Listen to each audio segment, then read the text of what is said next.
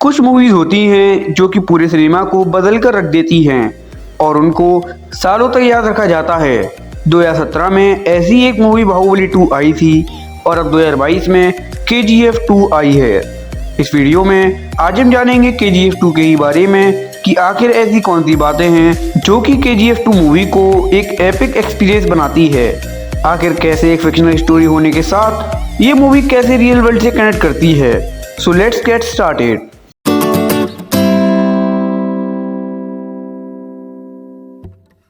Fact number 1, इस movie के कई डायलॉग्स हिट हुए जो कि रॉकी कैरेक्टर के द्वारा बोले गए थे, लेकिन कई बार ये डायलॉग सुनने में ग्रामेटिकली इनकरेक्ट यानी कि ग्रामेटिकली गलत लगती हैं।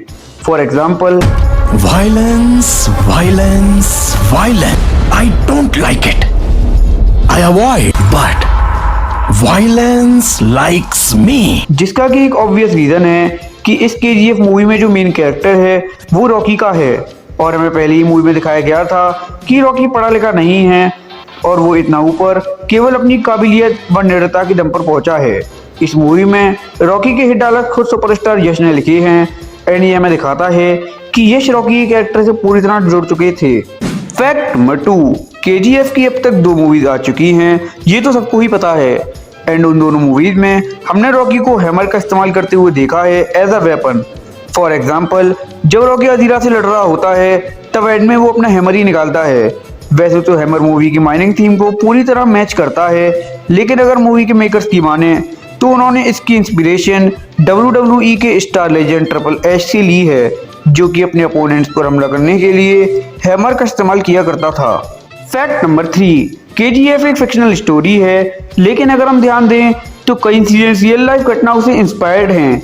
जैसे कि इस मूवी में रॉकी के KGF में रेजिडेंट की बिल्डिंग रिफरेंस दे रही थी 1902 के वक्त की, क्योंकि 1902 के वक्त में KGF में काम करने वाले चीफ इंजीनियर्स इंग्लैंड से थे और वो वहाँ कुछ इसी प्रकार की बिल्डिंग में रहा करते थे जैसे कि इस मूवी में रॉकी रह रहा होता है। मूवी के सेकेंड हाफ में आपने देखा होगा कि कैसे रॉकी ने KGF को पूरी तरह मॉडर्न बना दिया था और ये चीज रेफरेंस थी रियल लाइफ के इंसिडेंट का, जहां पर 1975 में मॉडर्न माइनिंग की शुरुआत हुई थी। फैक्ट नंबर 4, पानीपत मूवी के बाद संजय दत्त हमें एक बार फिर से विलन के रूप में देखने को मिले और पानीपत की ही तरह यहाँ भी उनके कैरेक्टर का लुक एंड उनकी एक्टिंग की सबने तारीफ की। लेकिन क्या आपको पता है कि अधीरा का लुक इंस्पायर्ड था ट्रेविस फिमेल के रैग्नर लॉथब्रुक के लुक से। रैग्नर लॉथब्रुक एक मशहूर कैरेक्टर है वाइकिंग सीरीज का। अधीरा के रूप में संजय दत्त की ये पहली हिट मूवी है उनकी जेल से बाहर आने के बाद। फैक्ट नंबर 5, इस मूवी में रवीना टंडन को एक डिक्टेटर प्राइम मिनिस्टर की तरह फैसले लेते हुए दिखाया गया है।